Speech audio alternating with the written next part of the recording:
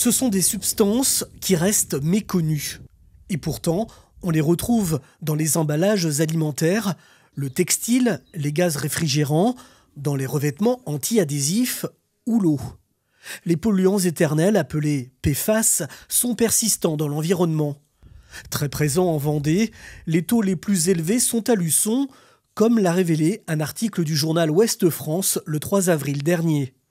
Dans la cité de Richelieu, on retrouve ces composés chimiques créés dans les années 40 dans la nappe phréatique provenant de 2 forages selon les données de l'agence de l'eau Loire-Bretagne. Les PFAS aujourd'hui, on en trouve principalement sur les nappes phréatiques, donc ce qu'on appelle dans les nappes qui sont à 8 ou 10 mètres de profondeur. C'est là où on les trouve, donc ça veut dire que les personnes qui ont des puits ont peut-être effectivement aujourd'hui dans les analyses de l'eau peut-être des PFAS ou pas, je ne sais pas.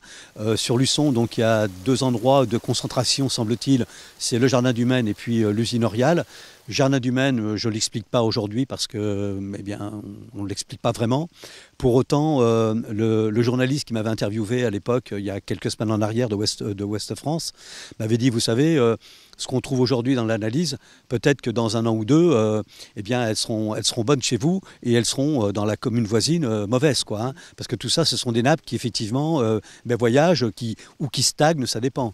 Une contamination qui en revanche ne concerne pas l'eau potable, comme a tenu à le rappeler dans un communiqué Vendéo, en charge de la gestion de l'eau potable dans le département.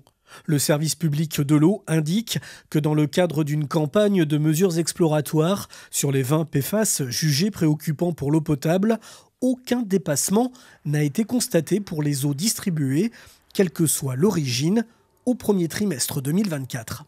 Concernant l'eau potable, on n'est pas du tout sur la même nappe. Quand on puise dans l'eau potable, on va jusqu'à 80 mètres de profondeur. 80 mètres de profondeur, plus après les traitements au charbon qui sont faits. Donc aujourd'hui, Vendéo nous rassure, sur toute la Vendée, l'eau potable est consommable. Vendéo rappelle aussi qu'il y a plus de 100 000 prélèvements et analyses de l'eau qui sont faites en Vendée tous les ans.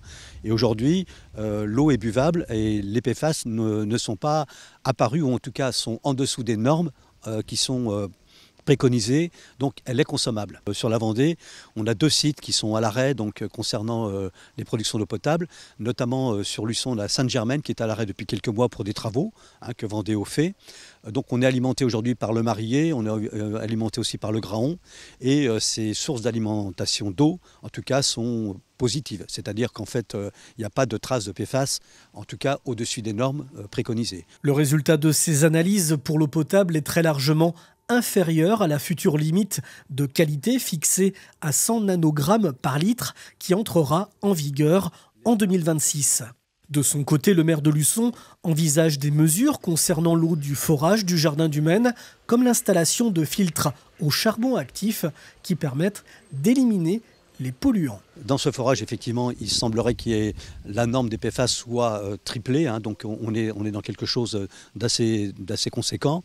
Pour autant, donc, on s'en sert que pour arroser les pelouses ou bien ou produire effectivement la fontaine. On va demander des analyses plus fréquentes et puis on va quand même voir si on ne peut pas mettre, ne serait-ce que pour la fontaine, parce que c'est le point d'eau ici qui est le plus utilisé peut-être par les gamins, de mettre peut-être des filtres à l'entrée donc des jets d'eau, de façon à ce qu'effectivement cette eau soit filtrée et donc de meilleure qualité. Mais en tout cas, jusqu'à présent, je ne pense pas qu'il y ait de problème particulier sur le jardin du Maine. En tout cas, on va demander quand même à l'ARS et puis à l'agence de l'eau de nous accompagner dans cette démarche. La ville de Luçon souhaite une complète transparence sur les informations disponibles et demande que toutes les investigations et analyses nécessaires soient menées afin d'éviter toute contamination pour garantir la santé publique des populations du territoire.